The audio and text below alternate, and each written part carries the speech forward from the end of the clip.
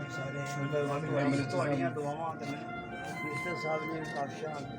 ਭਰਪੂਰ 100% जनाब नहीं है चीफ साहब ने काफिशां शख्सियत है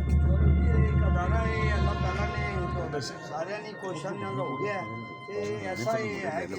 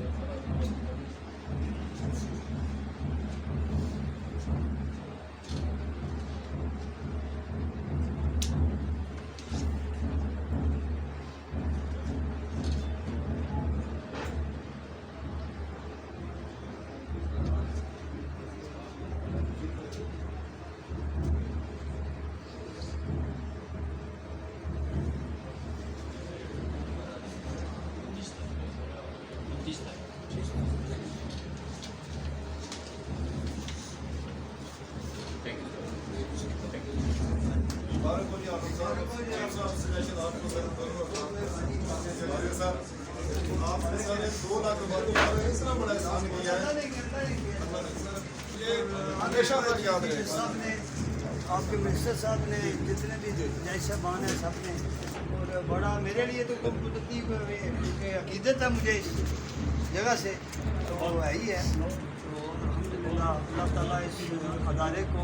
सही तरह लोगों में इंसाफ करने की तौफीक दे और अल्लाह ताला इनकी मदद करेगी इंशाअल्लाह।